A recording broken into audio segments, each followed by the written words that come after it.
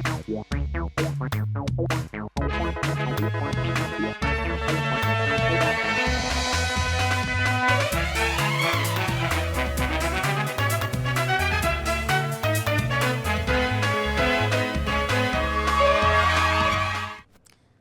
मेरा नाम है जयंती झा और आप देख रहे हैं राष्ट्रीय समाचार। पहले एक नजर हेडलाइंस पर। संजय झा का बयान, बिहार एसआईआर सफल, बंगाल रिपोर्ट चिंताजनक, बिहार ने दिखाया एसआईआर का मॉडल, बंगाल पीछे। जेडीयू नेता बोले वोटर लिस्ट में सुधार जरूरी। अखिलेश यादव का बड़ा हमला, फर्जी वोट से बीजेपी परेशान, एसआईआर पर अखिलेश बोले नकली वोट बनाने वालों पर एफआईआर हो। अखिलेश का आरोप, बीजेपी ने 1 करोड़ फर्जी वोट बढ़वाए। अज्ञात ईमेल से पटना सिविल कोर्ट को आरडीएक्स की धमकी के बाद कोर्ट परिसर तुरंत खाली कराया गया। पुलिस साइबर सेल द्वारा मामले की गहन जांच जारी। मनरेगा को लेकर कांग्रेस की सड़क पर उतरने की तैयारी, बिहार कांग्रेस प्रदेश कार्यालय में मनरेगा बचाओ संग्राम। शकील अहमद खान ने कहा एनडीए सिर्फ नाम बदलने के लिए। ईमेल से आरडीएक्स उड़ाने की धमकी, गया सिविल कोर्ट कराया गया खाली, स्थिति नियंत्रण में, जांच जारी। जेडीयू सांसद और पार्टी के राष्ट्रीय कार्यकारी अध्यक्ष संजय कुमार झा ने पश्चिम बंगाल में मतदाता सूची सत्यापन प्रक्रिया यानी एसआईआर को लेकर प्रतिक्रिया दी है। उन्होंने कहा कि बिहार से बड़ा उदाहरण नहीं हो सकता है। बिहार में एसआईआर के बाद चुनाव हुए, लेकिन एक भी शिकायत सामने नहीं आई कि किसी का नाम वोटर लिस्ट से हटा दिया गया हो। चुनाव के दौरान किसी भी बूथ पर पुनर्मतदान की आवश्यकता नहीं पड़ी। एसआईआर एक सकारात्मक कदम है और चुनाव आयोग ने इसे अच्छी तरह लागू किया है। पूरा चुनाव बिहार में हो गया, एक बूथ पर रिपोलिंग नहीं हुई, एक जगह वायलेंस नहीं हुआ। एसआईआर तो अच्छी बात है, इलेक्शन कमीशन ने इतना बढ़िया काम किया। अब अगर किसी का नाम गलत है, मर गया है, 2 जगह नाम है, इस देश का नागरिक नहीं है, तो वो कैसे वोट देगा?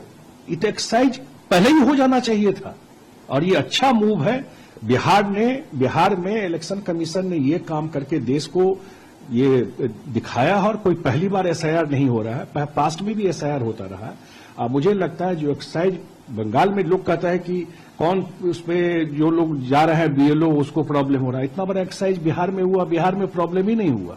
बंगाल में क्यों ये बात उठ रही बार बार?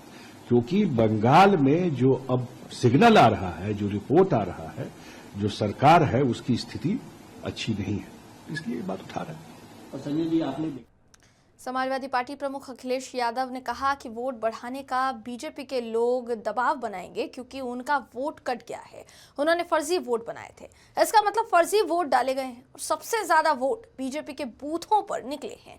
जिस एसआईआर से ये पूरे देश को परेशान कर रहे थे, मैं उत्तर प्रदेश की जनता का धन्यवाद करना चाहता हूँ कि आज एसआईआर से बीजेपी परेशान है और इसलिए गुपचुप बैठक कर रहे हैं। इन लोगों ने 1 करोड़ वोट बढ़वाए हैं। अब तो सवाल उन पर खड़े हो गए हैं जो नकली वोट बना रहे हैं, उनके खिलाफ एफआईआर होनी चाहिए। अखिलेश यादव क्या कुछ कहते नजर आए, सुनिए। 1 करोड़ वोट अपना बढ़वाया है, 1 करोड़ वोट बढ़वाया है, क्योंकि 4 करोड़ उन्होंने कहा था कि 4 करोड़ वोट कट गए। ये सूचना किसने दी थी उन्हें? चुनाव आयोग ने दी होगी ऑब्वियसली। तो अब तो सवाल उन पे भी खड़े हो गए हैं कि जिन्होंने मैपिंग ऐप बनाया है। मैपिंग ऐप किसने बनाया है? जो मैपिंग ऐप बनाने वाली कंपनी है, सवाल उन पे भी खड़ा होगा।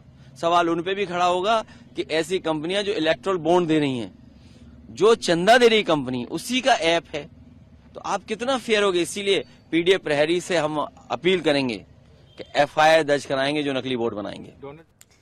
पटना सिटी व्यवहार न्यायालय में गुरुवार को बम से धमाका होने की अफवाह फैलने के बाद पूरे कोर्ट परिसर को खाली करवा दिया गया है। जिला जज के मेल पर धमकी संदेश आने के बाद जज, वकील और अन्य कोर्ट कर्मचारी सुरक्षा के मद्देनजर बाहर निकाले गए। प्रशासन और सुरक्षा एजेंसियां तुरंत मौके पर पहुंची और डॉग स्क्वाड समेत पूरी जांच कराई गई। तलाशी में कोई संदिग्ध वस्तु हालांकि नहीं मिली है। अधिवक्ता संघ के नेताओं ने अफवाह फैलाने को न्यायालय का अपमान बताते हुए दोषियों को कड़ी सजा देने की मांग की है। प्रशासन ने कहा कि अगर ये पहली बार नहीं हुआ है, इससे पहले भी इसी तरह की धमकी मिली थी, जिसे लेकर कोर्ट को खाली कर जांच की गई थी। फिलहाल स्थिति नियंत्रण में बताई जा रही है और सुरक्षा अधिकारी कोर्ट परिसर में सतर्कता बरत रहे हैं। मनरेगा का नाम बदले जाने को लेकर कांग्रेस अब सड़क पर उतरने की तैयारी कर रही है। आपकी जानकारी के लिए बता दें कि आज बिहार कांग्रेस प्रदेश कार्यालय में मनरेगा बचाओ संग्राम के बैनर तले बैठक रखी गई थी। बैठक में प्रदेश अध्यक्ष राजेश राम, पूर्व विधायक दल के नेता शकील अहमद खान के साथ तमाम लोग मौजूद रहे। आपकी जानकारी के लिए बता दें कि शकील अहमद खान ने कहा कि एनडीए वाले लोग सिर्फ नाम बदलने के लिए जाने जाते हैं, उनसे अच्छे कोई काम इंप्लीमेंट नहीं हो पाते। आगे उन्होंने ये भी कहा कि सभी जिला अध्यक्ष और सभी नेताओं को बुलाया गया है। कार्यक्रम की रूपरेखा तैयार करने को लेकर तैयारी की गई है। नीतीश कुमार की यात्रा को लेकर भी उनके द्वारा बयान दिया गया, जिसमें वो ये कहते हुए दिखाई दिए कि उनकी यात्रा चलती रहती है, लेकिन उनकी यात्रा से कुछ होता जाता नहीं है। बिहार के बुलाया गया है, सारे वरिष्ठ नेता लोग यहाँ मौजूद रहेंगे ताकि हम आने वाले दिनों का कार्यक्रम चला सकें। जहाँ तक नीतीश जी के अपने संवाद कार्यक्रम उनका चलता रहता है, लेकिन ये संवाद कार्यक्रम से निकलता क्या है? क्या पलायन रुक गया है? क्या बिहार से भ्रष्टाचार खत्म हो गया है? क्या अनएम्प्लॉयमेंट खत्म हो गया है? क्या पर कैपिटा इनकम जो बिहार का होना चाहिए था वो हो गया है? क्या इंडस्ट्रियलाइजेशन हुआ है? क्या इंडस्ट्री बनी है? क्या शिक्षा के क्षेत्र में, स्वास्थ्य के क्षेत्र में कोई काम हुआ है? थूहा की तरह बहुत सारे मकानात आपको हेल्थ सेक्टर में नजर आएंगे। क्या यूनिवर्सिटी कॉलेज में प्रोफेसर्स की बहाली हो गई है? सवाल वो है ना, संवाद कीजिए, गपशप करने के लिए जा रहे हैं। हो गया बहुत गपशप। बिहार को दूसरे राज्यों के मुकाबले में तरक्की के रास्ते पे लाइए, आर्थिक विकास के रास्ते पे लाइए, अपने मंत्रियों के भ्रष्टाचार को रोकिए। यह ना बड़ा प्रश्न है, यह प्रश्न उनको करना चाहिए कि संवाद स्थापित करें। ठीक है, चूड़ा दही खाना चाहिए। सर, आपके बैठकों में मारपीट हो जा रहा है सर। अच्छा, तो कुछ लोग ऐसे होंगे ना, हमारी पार्टी में नाना प्रकार के जीव जंतु रहते हैं। कुछ लोग का छटनी होता है, कुछ लोग का हो जाएगा। कार्रवाई होगी ऐसे लोगों को? होना ही चाहिए। आज के बैठक में क्या कुछ निर्णय होगा? निर्णय होने के बाद में बताएंगे। ठीक है सर। गया सिविल कोर्ट को ईमेल के माध्यम से आरडीएक्स से उड़ाने की धमकी मिलने के बाद गुरुवार को कोर्ट परिसर में हड़कंप मच गया। सुबह करीब 11:30 बजे तमाम जितने जज थे उनके आधिकारिक ईमेल पर धमकी भरा संदेश आने के बाद प्रशासन और सुरक्षा एजेंसियां अलर्ट हो गई। स्थिति की गंभीरता को देखते हुए कोर्ट प्रशासन ने पूरे परिसर को खाली कराने का निर्णय लिया। कोर्ट में मौजूद सभी जज, न्यायालय कर्मचारी, अधिवक्ता और आम नागरिक सुरक्षित बाहर निकाले गए। सुरक्षा बलों ने परिसर और आसपास खड़े वाहनों को हटाकर संदिग्ध वस्तु की जांच की। स्थानीय पुलिस, बम निरोधक दस्ता और अन्य सुरक्षा एजेंसियां मौके पर पहुंची। साथ ही पूरे परिसर की सघन तलाशी ली गई। तलाशी अभियान के दौरान किसी भी संदिग्ध वस्तु का पता नहीं चल पाया। पुलिस और साइबर सेल धमकी भरे ईमेल के स्रोत की पहचान में जुट गई है। गया जी बार एसोसिएशन के वरिष्ठ अधिवक्ता मुकेश शर्मा ने कहा कि जजों समेत कई न्यायाधीशों के ईमेल पर धमकी आई थी और सुरक्षा को ध्यान में रखते हुए कोर्ट को खाली कराया गया है। फिलहाल स्थिति नियंत्रण में है और जांच की जा रही है। एकदम नहीं बनी है, सतर्कता की स्थिति बनी है। करीब 9:54 में हमारे प्रिंसिपल जज साहब के मेल पे और कई जज साहब के मेल पर आया। लिट्टे का कोई अरुण कुमार करके व्यक्ति है जिसने तमिलनाडु की किसी घटना को लेकर के गया सिविल कोर्ट को आरडीएक्स से उड़ाने की धमकी 2:30 बजे दी गई है। इस सतर्कता को बरतते हुए हमारे जिला कोर्ट प्रशासन ने निर्णय किया है कि पूरे कोर्ट परिसर को खाली कराया जाए और सब लोगों ने, जितने लोग हैं, चाहे वो लिटिगेंट थे, चाहे वो वकील थे, चाहे वो आपके पेशकार थे, चाहे वो जज साहब लोग थे, या सब लोगों ने सतर्कता के रूप में कोर्ट परिसर को खाली करने में सहयोग किया है और कोर्ट परिसर खाली कराया गया है। उसमें कुछ आईडीज लगाए गए हैं जिसको ब्लास्ट करने की धमकी दी गई है। तो उसी परिप्रेक्ष्य में सुरक्षात्मक दृष्टिकोण से हम लोगों ने पूरे परिसर को एहतियातन जो लोग हैं उनसे खाली कराया है और पूरे परिसर के एक एक कोने की सघनतापूर्वक जांच की जा रही है। डॉग स्क्वाड की टीम है, हमारे बीटीडीएस की टीम है, इसमें काम कर रही है और देख रही है कि जो ईमेल आया था उसमें कोई सत्यता है या नहीं है। इसके साथ ही साथ जिस सोर्स से ईमेल प्राप्त हुआ है उस सोर्स पर भी जो हमारी साइबर की टीम है वो लगातार काम कर रही है। जल्दी जो ईमेल भेजने वाले हैं उनका भी पता लगा दिया गया है और उसके खिलाफ भी कार्रवाई की जा रही है। गया इंटरनेशनल एयरपोर्ट पर राजस्व खुफिया निदेशालय यानी डीआरआई ने थाई एयरवेज की उड़ान से आए महाराष्ट्र निवासी आकाश श्रीचंद सोहांडा को विदेशी हाइड्रोपोनिक गांजे के साथ गिरफ्तार किया है। बरामद गांजे की अंतर्राष्ट्रीय बाजार में अनुमानित कीमत लगभग 17 करोड़ रुपए बताई जा रही है।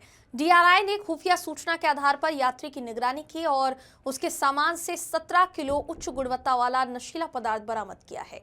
हाइड्रोपोनिक वीड आम गांजे की तुलना में ज्यादा मूल्यवान अत्याधुनिक तकनीक से उगाया जाता है। प्रारंभिक जांच में आरोप है कि आरोपी अंतर्राष्ट्रीय ड्रग तस्करी नेटवर्क के लिए कुरियर था। एयरपोर्ट प्रशासन और डीआरआई के बीच सूचना साझा करने को लेकर कुछ मतभेद सामने आए, क्योंकि डीआरआई ने कार्यवाही गोपनीय रूप से की थी। आरोपी को हिरासत में लेकर उससे गहन पूछताछ जारी है और एनडीपीएस एक्ट के तहत कानूनी कार्यवाही की जा रही है।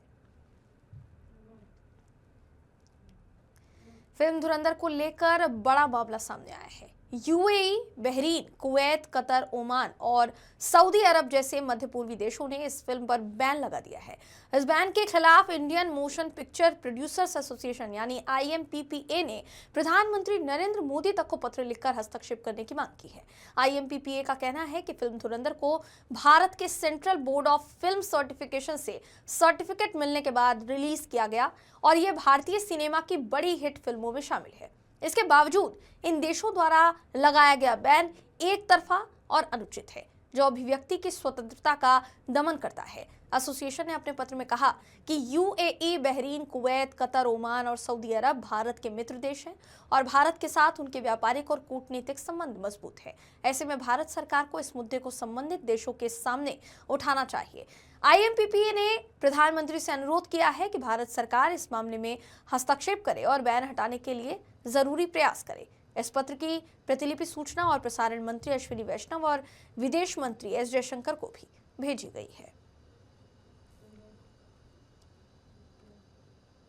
किशनगंज से बड़ी खबर सामने आ रही है। किशनगंज व्यवहार न्यायालय को भी बम से उड़ाने की धमकी मिलने के बाद पूरा प्रशासन हड़कंप में फिलहाल जी रहा है। ये धमकी एक ईमेल के माध्यम से भेजी गई थी, जिसमें कोर्ट परिसर में विस्फोटक होने का दावा किया गया। सूचना मिलती है अनुमंडल पुलिस पदाधिकारी गौतम कुमार समेत पुलिस के वरिष्ठ अधिकारी मौके पर पहुंचे और पूरे न्यायालय परिसर की सघन तलाशी ली गई। हालांकि जांच के दौरान कोई भी वस्तु बरामद नहीं हुई है। फिलहाल कोर्ट परिसर की सुरक्षा व्यवस्था बढ़ा दी गई है। आने जाने वाले तमाम लोगों की मेटल डिटेक्टर से जांच की जा रही है। पुलिस अधीक्षक सागर कुमार के मुताबिक धमकी भरा ईमेल तमिलनाडु से भेजा गया प्रतीत होता है और मामले की गंभीरता को देखते हुए पुलिस गहन जांच में जुट गई है। धमकी के बाद कोर्ट में आने वाले लोगों और अधिवक्ताओं के बीच भय का माहौल देखा जा रहा है।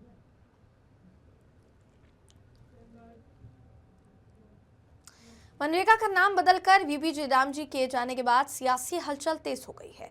एक ओर विपक्ष ने इसके विरोध में सड़क पर उतरने का फैसला किया है, तो वहीं दूसरी तरफ एनडीए के नेता इसे सरकार की उपलब्धि बताते हुए प्रेस कॉन्फ्रेंस कर रहे हैं। इसी कड़ी में मोतिहारी में बीजेपी सांसद और पूर्व केंद्रीय मंत्री राधा मोहन सिंह ने सर्किट हाउस में प्रेस वार्ता कर मनरेगा का नाम बदलकर VBG राम जी किए जाने और इससे जुड़े VBG राम जी अधिनियम 2025 की जानकारी दी। उन्होंने कहा कि विपक्ष केंद्र सरकार के हर जन कल्याणकारी कदम का विरोध करता है और विकसित भारत जी राम जी कानून को लेकर दुष्प्रचार कर रहा है, जबकि सच्चाई ये है कि इस कानून से रोजगार के अवसर बढ़ेंगे। होंगे मनरेगा जो भ्रष्टाचार का अड्डा बना रहता था, इस कानून से जो उसकी खामियां जितनी थी मनरेगा के अंदर वो दूर किया गया है इस कानून के अंदर। और विकसित भारत के लक्ष्य को ध्यान में रखकर कि हमारा गांव भी विकसित बने, तब विकसित भारत का जो सपना हम सब लोग देख रहे हैं पूरा होगा। तो इस दृष्टि से विकसित भारत जी राम जी कानून एक गांव, गरीब किसान की मजबूती के लिए और विकसित गांव बनाने के लिए ये योजना लाई गई है। और हमारी विनती है विभिन्न संगठनों से भी, सभी पॉलिटिकल पार्टी, सभी सामाजिक संस्थाएं और सरकारी अधिकारियों से भी कि स्थान स्थान पर कार्यशाला लगाकर इन योजनाओं को लोगों को। अमेरिकी राष्ट्रपति डोनाल्ड ट्रंप ने एक बार फिर आक्रामक रुख अपनाते हुए कई देशों पर सख्त आर्थिक कदम उठाने की तैयारी कर ली है। वेनेजुएला के खिलाफ सैन्य कार्यवाही के बाद अब ट्रंप प्रशासन भारत, ब्राजील और चीन पर भारी टैरिफ लगाने की योजना बना रहा है। जानकारी की माने तो ट्रंप प्रशासन ने एक ऐसे विधेयक को मंजूरी दी है जिसके तहत इन देशों पर 500% तक का टैरिफ लगाया जा सकता है। अगर ये बिल लागू होता है तो भारत, ब्राजील और चीन को अमेरिका को किए जाने वाले निर्यात पर 500% तक अतिरिक्त कर चुकाना होगा, जबकि वर्तमान में भारत पर अमेरिका का टैरिफ लगभग 50% है। अमेरिकी सांसद लिंडसे ग्राहम ने इसकी पुष्टि करते हुए बताया कि राष्ट्रपति ट्रंप ने रूस पर प्रतिबंध लगाने वाले इस विधेयक को हरी झंडी दे दी है। उन्होंने कहा कि रूस से कच्चा तेल खरीदने वाले देशों जैसे भारत, चीन और ब्राजील, हाँ, ये टैरिफ लगाया जाएगा इन पर, क्योंकि सस्ते तेल की खरीद से रूस की युद्ध क्षमता को बल मिल रहा है। लिंडसे ग्राहम के मुताबिक इस विधेयक पर वो कई महीनों से काम कर रहे हैं और इसका असर इन देशों पर काफी गंभीर हो सकता है। हालांकि ट्रंप ने इस बिल को मंजूरी दे दी है, लेकिन अभी इसे अमेरिकी संसद से पारित होना बाकी है। माना यह जा रहा है कि अगले सप्ताह संसद में इस विधेयक पर मतदान हो सकता है। बिहार में Patna civil court, Patna city court, Kishanganj civil court और गया सिविल कोर्ट को अज्ञात ईमेल के माध्यम से धमकी मिली। धमकी में कहा गया कि कोर्ट परिसर में 3 RDS रखा गया है। सूचना मिलने के बाद प्रदेश के सभी कोर्ट में सुरक्षा कड़ी कर दी गई है। संबंधित कोर्ट परिसर को खाली कराया जा रहा है। वकील, जज अपने चैम्बर से बाहर निकाले गए। पटना के पीरभोर थाने की पुलिस कोर्ट परिसर में सघन जांच कर रही है। फिलहाल कोर्ट को बंद कर दिया गया है और किसी को भी अंदर जाने की अनुमति नहीं दी गई है। पटना सिविल कोर्ट में आने वाले सभी लोग लौटाए जा रहे हैं, जबकि कैदी और गवाह भी सुरक्षित बाहर भेज दिए गए हैं। धमकी के बाद प्रदेश के तमाम कोर्ट्स की सुरक्षा बढ़ा दी गई है। सूचना मिलने के बाद कोर्ट परिसर को खाली कराया गया। वकील और जज अपने चैम्बर से बाहर निकलते हुए नजर आए। हालांकि अभी फिलहाल कोर्ट को बंद कर दिया गया है, किसी को भी अंदर जाने की अनुमति नहीं है। सूरत के गोडादरा इलाके में आम आदमी पार्टी की सार्वजनिक सभा से पहले विरोध की स्थिति बन गई है। सभा में मुख्य अतिथि विधायक गोपाल इटालिया के आने पर विश्व हिंदू परिषद के कार्यकर्ताओं ने पोस्टर पर स्याही फेंकी और नारेबाजी की। विवाद का कारण आम आदमी पार्टी द्वारा लगाए गए पोस्टर बताए जा रहे हैं, जिनमें मीठी खाड़ी लघुमती समाज का उल्लेख और लघुमती टोपी पहने नेताओं की तस्वीरें दिख रही हैं। कार्यक्रम स्थल हिंदू बहुल क्षेत्र में होने के कारण विरोध उग्र हो गया। पुलिस स्थिति पर सतर्क नजर रख रही है और सुरक्षा के इंतजाम पुख्ता किए गए हैं ताकि किसी भी अनहोनी को अंजाम न दिया जा सके। गोडादरा विस्तार में एक मुगलों की आम सभा है।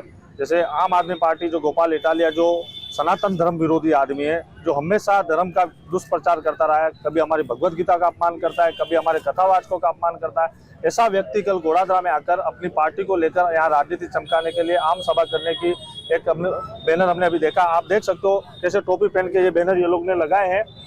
इसका पूरा गोडादरा विस्तार के सनातनी भाइयों ने इसका पुरजोर विरोध किया है और अगर ये कल आकर यहाँ पे ऐसी आम सभा करेंगे तो हम इसका कल भी पुरजोर विरोध करेंगे। जैसे मुगल और बाबर आकर अपने धीरे धीरे पांव पसारते थे, वैसे वैसे ये आम आदमी पार्टी अपना पांव पसारने की कोशिश कर रही है। आज ये आए हैं, कल इनके पीछे पीछे विधर्मी आएंगे, फिर हमारे यहाँ लव जिहाद के किस्से चालू हो जाएंगे, हमारे यहाँ चेन चोरी वगैरह ऐसे अनेकों घटनाएं चालू हो जाएगी। हम चाहते हैं कि हिंदू बहुमूल्य विस्तार है, सभी प्रशासन से निवेदन करना चाहते हैं कि इस आम सभा का बंद करावे और इन विधर्मियों को यहाँ से धक्का देकर बाहर निकाले। हमारे विस्तार हिंदू बहुमूल्य विस्तार है, यहाँ पे इनकी नो एंट्री है। औरंगाबाद में रोजगार के नाम पर महिलाओं के साथ ठगी का मामला सामने आया है, जिसने स्थानीय लोगों में चिंता और रोष पैदा कर दिया है। सिमरा थाना क्षेत्र की कई महिलाओं ने आरोप लगाया है कि तेतराइन गांव निवासी पूनम देवी ने साड़ी बाइंडिंग का काम देने के नाम पर उनके खाते खुलवाए और उन पर लोन निकाल लिया। पीड़ित महिलाओं ने बताया कि उन्हें ये धोखाधड़ी तब पता चली जब मुख्यमंत्री रोजगार योजना के तहत उनके खातों में 10,000 रुपये आए और बैंक जाने पर उन्हें बताया गया कि उनके खाते बंद कर दिए गए हैं। इस घटना से प्रभावित महिलाएं काफी परेशान हैं, क्योंकि ये उनके आर्थिक हितों और रोजगार की उम्मीदों को नुकसान पहुंचाने वाली है। महिलाओं ने आरोप लगाया है कि पूनम देवी भाजपा महिला मोर्चा की उपाध्यक्ष हैं और इसके पहले भी जेल जा चुकी हैं। उन्होंने बताया इसी तरह की धोखाधड़ी कचपा और मुर्गी बिगहा गांव की महिलाओं के साथ भी हुई। इस घटना के बाद पीड़ित महिलाएं औरंगाबाद के पूर्व सांसद सुशील कुमार सिंह के पास पहुंची, उनसे इस मामले में उचित कार्यवाही कराने की मांग की है। पूर्व सांसद सुशील कुमार सिंह ने कहा कि उन्होंने महिलाओं की शिकायतों को गंभीरता से लिया है और साइबर थाना के अधिकारियों से बात कर मामले की पूरी जांच कराने का आग्रह किया है। उन्होंने भरोसा दिलाया कि जांच के बाद ही सही और गलत का पता चल पाएगा। अगर महिलाओं के साथ धोखाधड़ी साबित होती है तो इसमें शामिल तमाम आरोपियों के खिलाफ कानूनी कार्यवाही की जाएगी। इस मामले ने रोजगार योजनाओं और उनके सही उपयोग की सुरक्षा के महत्व को फिर से एक बार उजागर कर दिया है। बंद करवा दीजिए कि हम लोग का गरीब बच्चा पढ़ने वाला वो में पैसा चल जा रहा है, हम लोग कमा रहे हैं उसमें भी चल जा रहा है। यही कहने के लिए अभी कहाँ हैं आप? क्या नाम है महिला का? हमको शीला कुमारी नाम है। जो खुलवाया है से का नाम? उसको पूनम देवी नाम है। कहाँ की रहने वाली है? तेतराई के रहने वाली है। अभी कहाँ आए हैं आप? हम आए हैं अभी सुशील। कौन गांव का मामला है? ये सिमरा थाना, सिमरा गांव का। कितना महिला के खोला गया है? 50-80 का खोला गया है। सिमरे के हैं? नहीं, आओ भी कचपा का है। हम लोग 11 गो सिमरा का है। कितना दिन पहले कितना दिन पहले खोला गया था? हो गया साल भरी सर। पता चला सर, ऐसे चला ना कि हम लोग का मरेगा वाला पैसा उसमें गया 5000 और फिर प्लस में फिर सरकार 10,000 दिए, वो वाला पैसा गया। तो हम लोग खाता चेक कराने लगे तो हम लोग का कोई खाता में पैसा नहीं निकला। तो फिर हम लोग का पता ये वाला खाता हम लोग चेक कराएं तो इसी में पैसा आया। तो हम लोग बैंक आए तो बैंक बोला कि नहीं पैसा निकलेगा, आप लोग का लॉक कर रहा है। मेरे पास करीब 50 की संख्या में सिमरा गांव से महिलाएं आई और उन लोगों ने मुझे बताया कि कोई व्यक्ति उनके गांव में गया था और उसने कहा कि हम आप लोगों को रोज़गार दिलाएंगे, उसके लिए आप लोग बैंक में अकाउंट खोलिए और मुझे अपना टेलीफोन नंबर दीजिए। बेचारी गांव की भोली भाली महिलाओं ने अपना अकाउंट खुलवाया और उनको अपना मोबाइल नंबर समेत सब कुछ जानकारी दे दी। देने के बाद कुछ दिनों के बाद इन लोगों को पता चला कि उसी खाते पर उस फ्रॉड ने 1.5 लाख 2 लाख करके हर खाते से लोन ले लिया है। जब इसकी जानकारी उन लोगों को मिली तो उन लोगों ने संबंधित विभाग में शिकायत की। शिकायत होने के बाद वो अकाउंट फ्रीज कर दिया गया है। अकाउंट फ्रीज होने के बाद इनके साथ एक समस्या और आ गई कि उसी अकाउंट में इन लोगों को सरकार की तरफ से मिलने वाली कोई सुविधा या अनुदान राशि आ रही है, इनकमिंग है, पैसा सरकार से आ रहा है तो उसी खाते में जमा हो रहा है, लेकिन ये निकालना चाह रही हैं तो चूँकि वो खाता फ्रीज है, ट्रांजैक्शन पे रोक लगा हुआ है तो निकल नहीं पा रहा है। तो इनको रोज़मर्रे का खर्चा हो या बाल बच्चों को का फी हो या कुछ भी हो, निकल नहीं पा रहा है। दिल्ली सरकार में मंत्री आशीष सूद ने कहा कि आरोप लगाने की बजाय आतिशी को सदन में आकर स्पष्ट करना चाहिए था कि जब पक्ष और विपक्ष गुरुओं के सम्मान की बात कर रहे थे उस समय उन्होंने क्या कहा।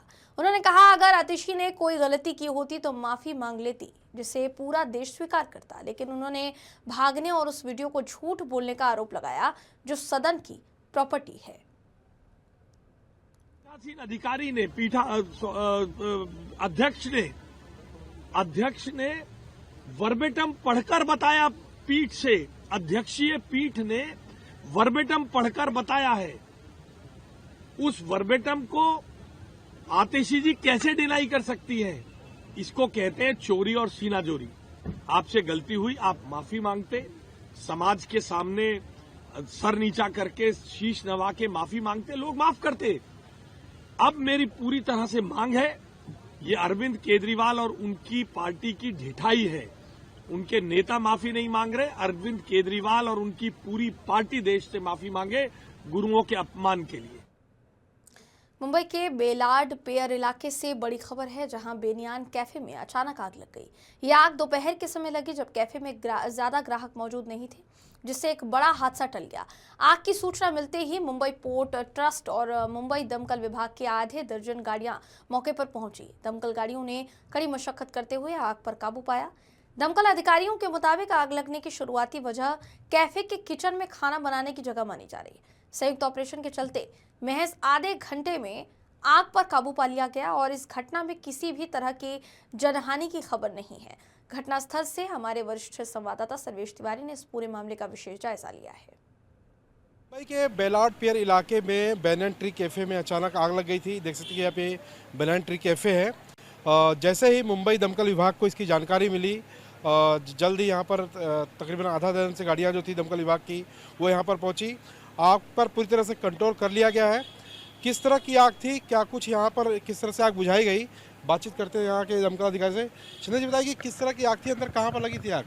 ऊपर फर्स्ट फ्लोर पे आग लगा था और वो फ्राइंग पैन रहता है जो अपना फ्राई के लिए यूज़ करते हैं, उसको ओवर हीटिंग की वजह से आग लगा था। अभी तक पूरा स्पष्ट नहीं हुआ कारण एग्जैक्ट किस वजह से लगे, उसका इन्वेस्टिगेशन चालू है, बाद में पता चलेगा। और उधर हम लोग ने पानी के साए हम लोग आग बुझा है। अभी आग कंट्रोल में है, कूलिंग इफेक्ट भी दिया है, कूलिंग भी किया है, अभी कोई कैजुअल्टी नहीं, अभी तो आग कंट्रोल में। लाला जी दूर से आग की लपटें काफी ज्यादा दिखाई दे रही थी। हाँ ज़्यादा तोड़ना पड़ा अंदर का भाग। अंदर में बस वो ऊपर का जो छप्पर है ना उसको तोड़ना पड़ा और उसके से पानी अंदर मार दिया हमने और यहाँ से नीचे से पानी मार दिया उसको। हम लोग का और टेरेस से हाँ, ऊपर गया था, ऊपर गया था और होश डाल के आग बुझा। होश डाल के आग बुझाया उधर से। इंजर्ड हुआ है क्या? नहीं नहीं, कोई भी इंजरी का अभी तो कोई रिपोर्ट नहीं है। अभी तक हम लोग ने रेस्क्यू लेके उन्हें कैजुअलिटी हम लोग को तो नहीं मिला था। आग लगने का कारण क्या है, कुछ प्राथमिक तौर पे कुछ पता चल पाया? शायद वो फ्राइंग पैन है ना उसको वो फ्राइंग कर रहे थे उस वक्त वो आग बढ़ गए उसको। रेस्क्यू करना पड़ा? कुछ कस्टमर वगैरह थे क्या उस समय? नहीं कुछ नहीं, रेस्क्यू को कुछ नहीं पड़ा। फिलहाल तो अभी ओपन हुआ हाँ, था, इतना भीड़ भाड़ नहीं था, कैजुअलिटी तो कोई फाउंड नहीं हुआ है, सब नॉर्मल था। खाली आग ही बढ़ा, अंगार बढ़ा था और ज़्यादातर धुआं ज़्यादा था, इसके लिए ज़्यादा दिक्कत हो रही थी। अभी सब एकदम नॉर्मल सिचुएशन हो चुका है, अंडर कंट्रोल है। अभी अब सब अंडर कंट्रोल है। अभी तो सरकार अधिकारी जो साहब बता रहे थे कि अभी तक पूरी तरह स्थिति जो है नॉर्मल हो चुकी है। बनियान ट्री कैफ़े का एक से एंट्री पॉइंट है, जो यहाँ के कर्मचारी हैं वो जो पानी की बौछार की गई दमकल विभाग की तरफ से उसे साफ करते नजर आ रहे हैं। सिचुएशन पूरी तरह से कंट्रोल है, किसी प्रकार की कोई हताहत नहीं है। प्राथमिक तौर पे जो उनको जानकारी मिली है दमकल विभाग को कि जहाँ पर फ्राइंग का जो किचन में सिस्टम होता है वहाँ से ये आग लगने की संभावना जताई जा रही है। कैमरामैन संतोष दिसले के साथ सर्वेश तिवारी, राष्ट्रीय समाचार, मुंबई। खबरों का सिलसिला यूं ही जारी रहेगा। देश और दुनिया की तमाम खबरों के लिए देखते रहिए राष्ट्रीय समाचार।